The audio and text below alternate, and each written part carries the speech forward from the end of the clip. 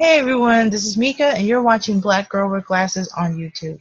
Sorry I'm a little late with this week's video. I had a lot going on, but I'm here very much in effect and on the screen to talk to you because I really do miss the audience.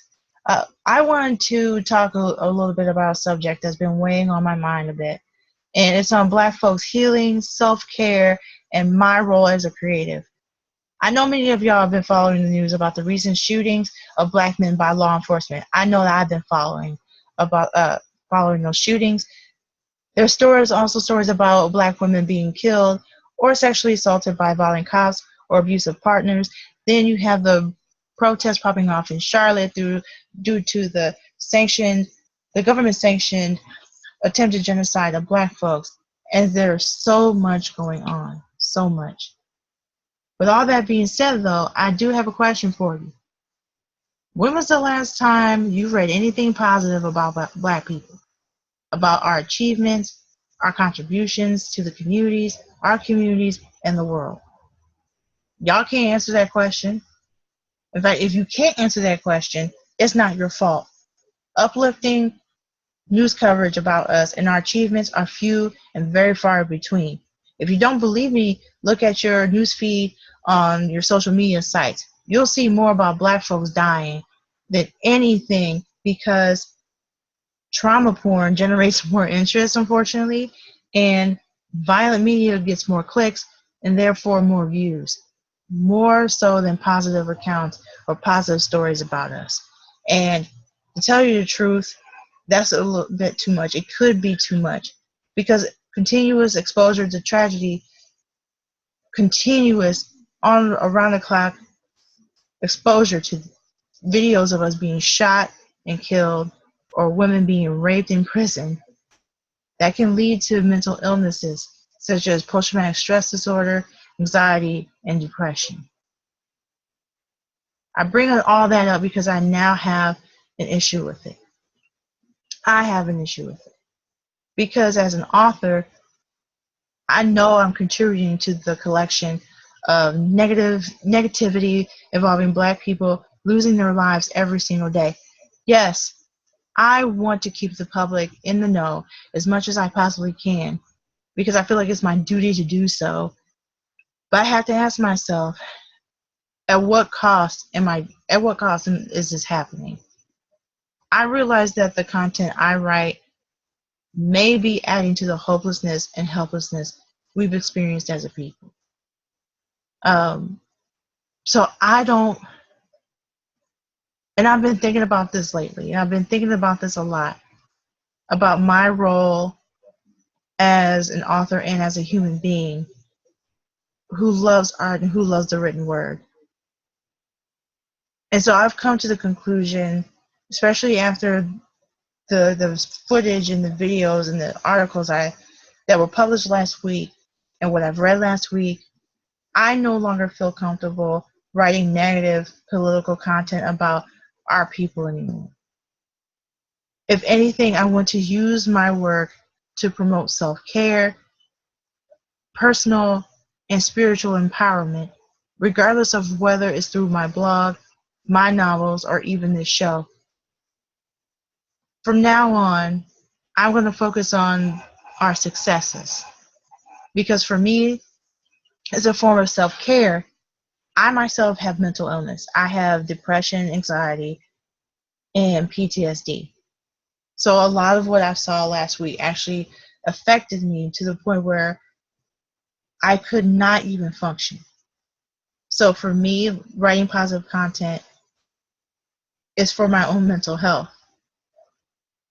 But I also, and I really believe that reading and seeing positive content about us will give our people hope, especially Black youth.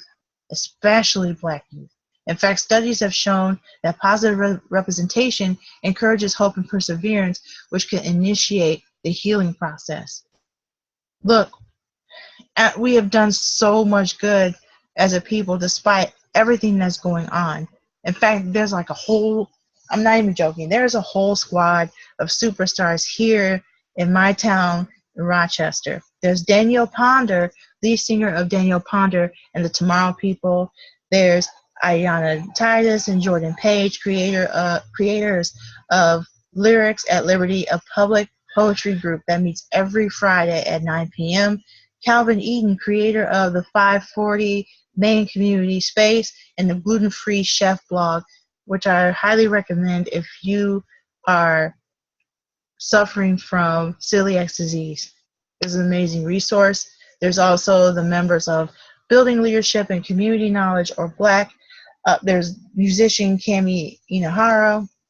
In Philadelphia, there's Ariell Johnson, who opened Amalgam Comics and Coffee House, the first Black female-owned comic book store. Let me repeat that. Her name is Ariell Johnson. She opened the Amalgam Comics and Coffee House, the first Black female-owned comic bookstore. That's unheard of.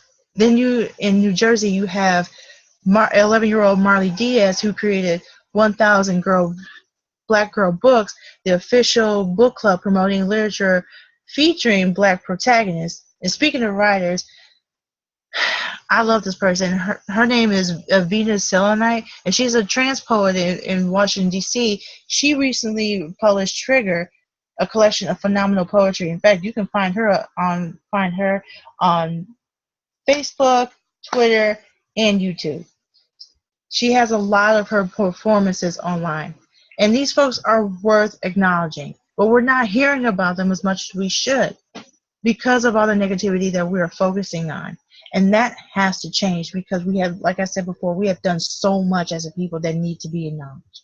So look, we're more than our trauma. We're more than the tragedy that's going on out there.